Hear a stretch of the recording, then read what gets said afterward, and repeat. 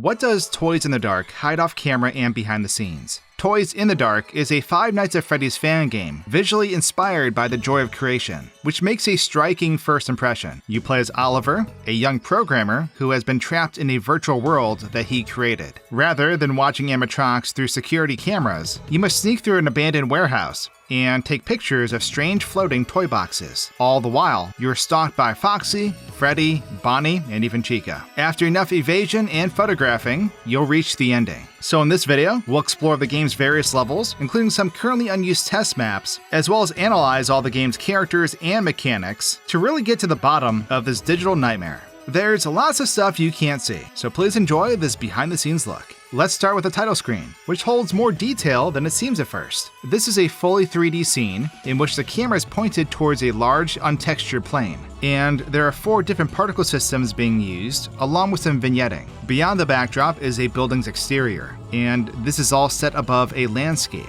which is no more than a collection of untextured hills. Looking closer at the particles, there's one that acts like a cloud of dust, which is positioned closest to the camera. Past that is the unnerving, goop-like particles constantly moving upwards. Then on either side, beyond that, is the same effect used later for the animatronics. It's a collection of words, specifically the phrases, "This is real," and then "a dream." The text itself is portrayed with a noise pattern, which gives it a writhing, hypnotic feeling that looks quite good even when slowed down and close up. Moving on into the game, the main playable map is a small room filled with mostly empty shelves, which the voice in the phone refers to as a warehouse. Meanwhile, in the files, it's marked as a supermarket. Either way, it's where most of the gameplay takes place. Following the instructions provided by Phone Guy, you must avoid or stun Foxy to capture images of glowing toy boxes. Periodically, Freddy will appear from the front door, who must be stunned, or you're guaranteed to lose. Every so often, Bonnie will spawn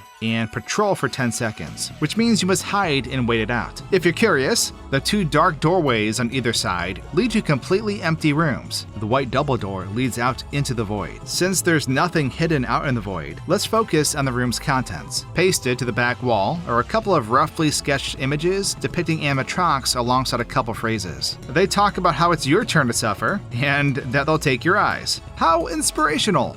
One of them depicts what's likely a lighter, saying that only one little item can make you see everything. The other shows a fuse box and 8 times, both of which point toward game mechanics that aren't currently utilized in the game, but might be in the future. We'll come back to that point later. One image that stands out is a Polaroid in a different art style. I might be mistaken, but this looks like an alleyway with a building obscured by a bush on the left and a tall light post on the right, in front of the dark wall of greenery. This might tie into the next section of the game, which has already been confirmed to be involving a cabin called Bear in the Forest. Elsewhere in the room are a few unique black and white sketches that seem to relate to the game's story. One shows an older guy looking at a screen that has mostly obscure text, which is no doubt meant to be Five Nights at Freddy's. A smaller, likely younger boy watches from the side, his head surrounded by darkness. Another shows what might be the main character typing away at his computer, while a formless entity rests their hand on his shoulder. Meanwhile, a face on the screen is filling the person's head with something, and the word warehouse. One of them seems to depict a cross-section of the human brain, and yet another shows someone exiting a dark doorway into a space with empty shelves on either side. With this in mind, along with what else we'll see later, I think these depict the main character, Oliver, observing their older brother playing Five Nights at Freddy's. Now a teenager, Oliver was inspired by FNAF to program the digital experience he has now been trapped in. That formless entity is likely the main antagonist, which appears in a later scene. Now let's actually take a look at Oliver by turning the camera around. For the most part, he's a set of disembodied arms floating up off the ground. There are also 2 small patches of dark cloth that are visible along what would be his left side. These are likely planes that were accidentally left visible because they line up quite well with the full body. This body can be seen in the various jump scare animations, as well as the wake-up animation. Moving the camera reveals that the set of arms used for the gameplay are still visible, just rotated to stay hidden until they pop into place. The cutscene body disappears just before you gain control, but for a brief moment, the player looks like they have 2 sets of arms, which is a bit unsettling. The player's camera is way more detailed than it looks from the back. It has a red indicator light, red trim, between the light and dark gray plastic parts, eyes, and a complex bit of geometry for the lens. It can be hard to see during gameplay, but there's a light that glows green when the camera is usable, and red while it's recharging. The flash isn't used, which is lucky because Oliver is nearly covering it with his finger. As for the flashlight, it's a bit strange. It's held in one hand, so the developers want the other hand to remain hidden. They did this by forcing the fist and upper shoulder to remain yanked back about a foot, which can't be healthy. While the player moves, the left arm's bone displacement is somewhat counteracted. This makes it so the arm seems to wiggle, fighting to remain up near the camera while in motion and pull back while stationary. Next, I decided to turn the warehouse into a makeshift obstacle course. That meant duplicating and rearranging shelves. Foxy seemed a bit confused by this new environment, but ultimately, he was able to make his way through the room without much issue. Things broke down, literally, when Freddy spawned in. I actually encountered this issue a lot while testing things. If for any reason Freddy is unable to reach the player, then he will get stuck in place, and the game is essentially soft-locked. In this state, he won't even react to the flashlight.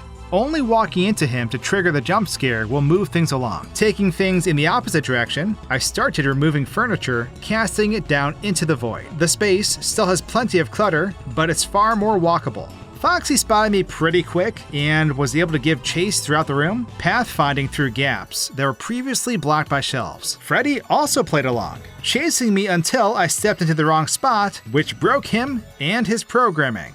How disappointing. Moving along, there's an alternate, unused version of the main map called Supermarket Bad Ending. This is like the normal warehouse, but everything's on fire. A number of the shelves have been moved or knocked down, and both side rooms are visible, but still empty. The front door is wide open, leading to a corridor not present in the main map. This ends in a closed metal door. Down below the corridor are copies of Freddy and Oliver's model. Their animations are separate and very rough, but it looks like a version of one of the jump scares. Freddy clips through the body, and his leg ends up disconnected from the torso, which is a bit odd. Let's move on now. The ending dimension is a visually striking, but otherwise straightforward scene. The player drops down into a shallow lake. Rather than fight some kind of bloodborne boss, you must instead walk forward into a giant ominous circle. Once you do, your character falls onto their back and the scene changes. This scene utilizes the same particle effects we examined on the title screen, though the gateway is definitely new. It looks quite spherical from up close, but it's actually a big disc. The water also seems to go on forever, but it's really just a big rectangle which you can only explore on foot until hitting an invisible wall not far from the gateway. When the scene loads in, the player's body is A-posed on the ground. It then teleports up into the air to play out the falling animation. Like the other levels, the player's arms are visible and rotated out of view as the body gets up off the ground. Here, it's especially cursed, the torso and legs stretching apart at the seams. After passing through the weird gateway, the player wakes up back indoors. The game calls this the basement level ending. The basement is a dark, empty hallway. When you reach the hole in the ceiling, Chica will drop down and give chase. No matter how much you run, you'll eventually be caught and killed. After turning on the lights, it's clear that the hallway was designed to make escape impossible. At the first junction, the path forward and to the left is connected, while going past the opening in the ceiling, or back the way you came, leads to dead ends. Hidden behind the walls of the loop is a secret room, which seems to be unfinished based on the ceiling not covering the whole room. It's a small workspace with a number of assets that don't appear anywhere else in this particular level, so this seems like a room that might be accessible in the future. Speaking of the building itself, much like the warehouse, there's nothing but empty void out here. Oh, and Chica floating up above the hole, frozen in place as if mid-stride. Her programming seems fairly straightforward. When the player gets close, her drop-down animation will play, and then she'll immediately start running, which is a separate animation. Her third animation, the jump scare, is quite elaborate. As it starts, a new body for the player appears, which Chica strikes once. She throws a punch that the player catches, but then impales the player with both of her uncovered claw-like hands. She then either pecks or bites the player. It's a bit unclear, since the player's model doesn't have a head or face. The beatdown concludes on the floor with one more vicious punch.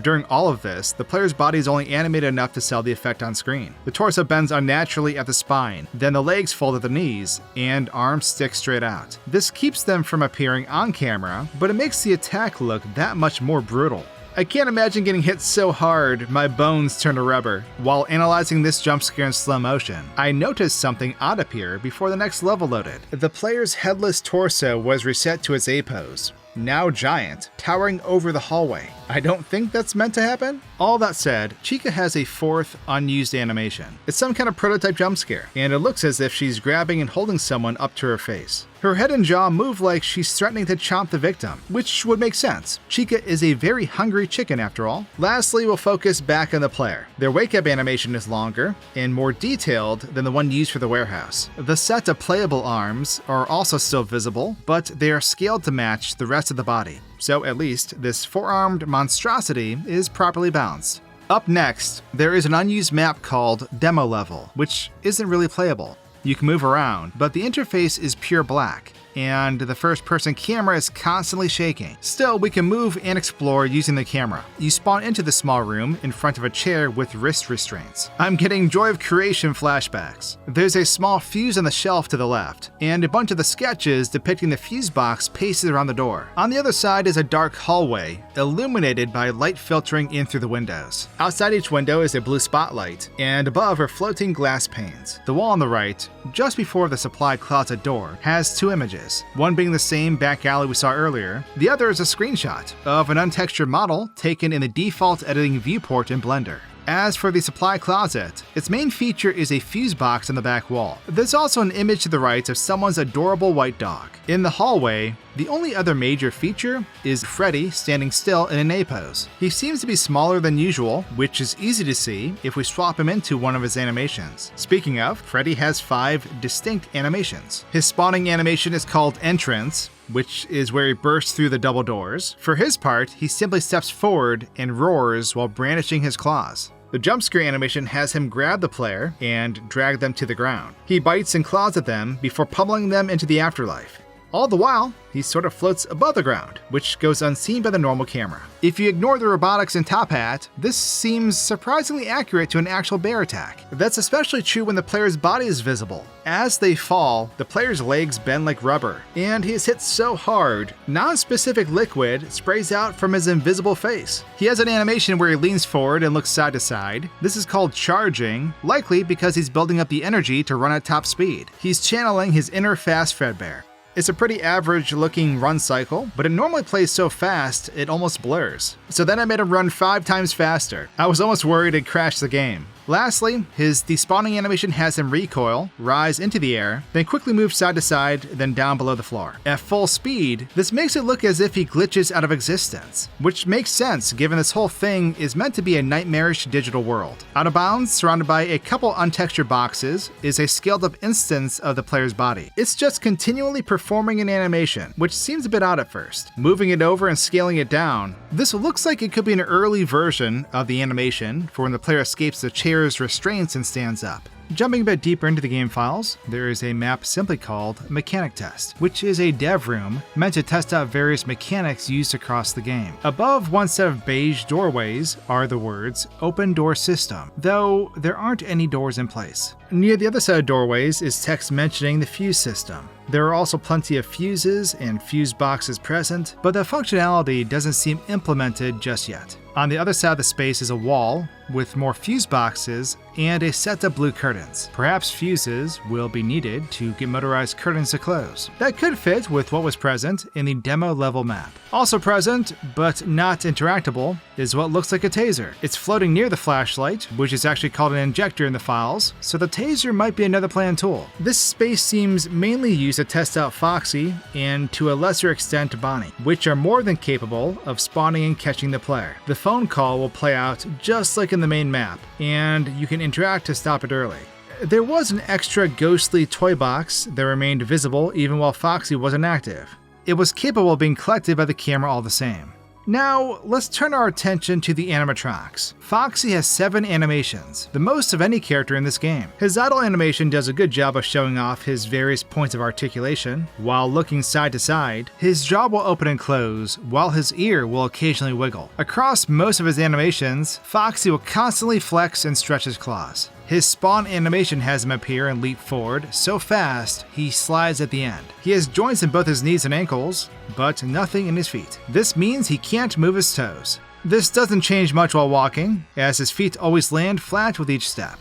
While sprinting, he almost exclusively pushes off the ground with his toes. This makes a lack of flexibility noticeable, but only while in slow motion. At full speed, it looks just fine. His claws sway in time with the arms, which makes for a smooth motion. It almost makes me forget how terrifying it'd be to see a murderous robot sprinting towards me. When stunned by the flashlight, Foxy plays his freeze animation. It starts with him recoiling and leaping into the air, then bending down and jittering while in a deep crouch. During gameplay, the accompanying white glitchy aura really sells the idea that Foxy is malfunctioning. It also could be interpreted as the in-universe system forcibly holding him in place. Onward to his next animation, his jump scare is quite creative. He starts by stabbing and lifting the player using his hook. Foxy lets them fall, and then slams the hook down into their non-existent head. This holds the player still, while Foxy shoves 2 claws into the camera, ending the animation. This has to be one of the worst ways to get poked in the eyes. While all this is happening, the player's body remains mostly floating, and the limbs are all over the place.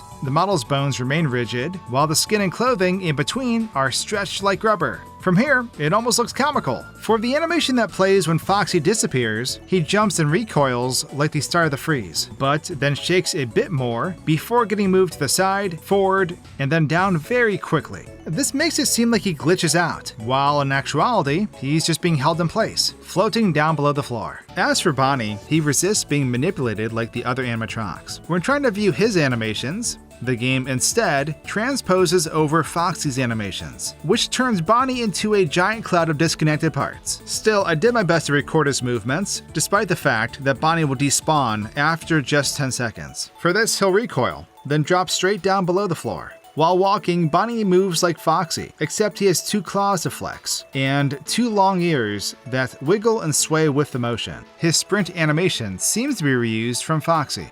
Bonnie's jumpscare animation seems to rival Freddy's in terms of brutality. He starts by grabbing the player's arm and bashing it with a fist to break it. Then a backhand towards the player's invisible head drops him to the ground. Bonnie grabs the player's legs in 2 places and forces it to bend the wrong way, ending the encounter with one final punch. I don't think there's any recovering from that. This is probably a good time to add that there's one more character not yet mentioned. After capturing enough toy boxes, either in the warehouse or test map, Ascended Foxy will spawn in. This is a modified version of Foxy, which can't be stunned or forced to despawn. His metal torso, shoulders, and hips have been replaced by actual bone. His claw seems bigger, with more detail, and there are glowing lines added along both arms. The most changes are focused around Ascended Foxy's head. He's missing the eye patch and has wires covering his more organic-looking head. His teeth are more detailed, also looking like bone, and he has an animated tongue. His idle walk and run animations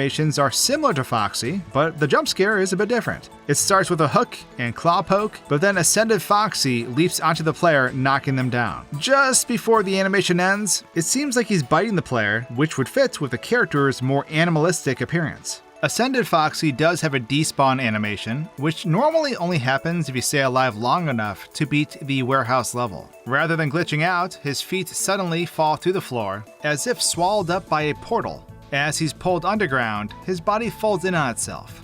Weird.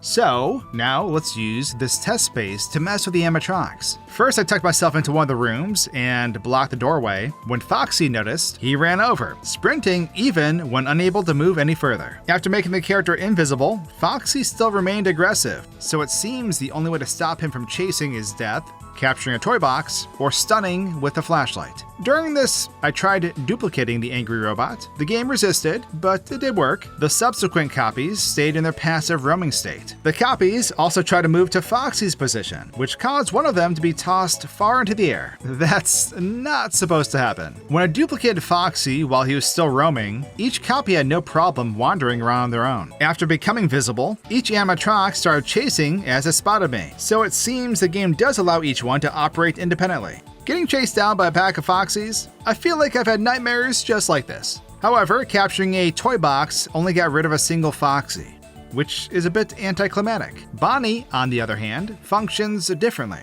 He will roam around for 10 seconds before disappearing. When copied, Bonnie's timer will be reset. When I duplicated a bunch, they all disappeared at once, which made for an incredibly choppy effect. All the overlapping lights and sounds ended up crashing the game on my second attempt. But that's enough of that. Let's move on to another cutscene. The cutscene with the main antagonist speaking to the restrained Oliver is called level ending in the files. The setup is quite similar to the ending dimension, placed atop a large dark rectangle with multiple instances of the text and goop-like particle systems surrounding the duo. While the animation plays out, the four-armed normal player rig is placed farther away, right here, below the ground. The antagonist doesn't have any actual texture, instead being illuminated by a glitchy visual effect that ripples across his body. It jumps between positions whenever the player camera looks away, which reinforces the character's erratic energy. It's quite the sight to behold. But with that, we've looked at just about everything behind the scenes and hidden out of bounds in the Toys in the Dark demo. I hope you've enjoyed this exploration of a digital nightmare, and hope to see you all very soon. Thanks for watching, and cheers!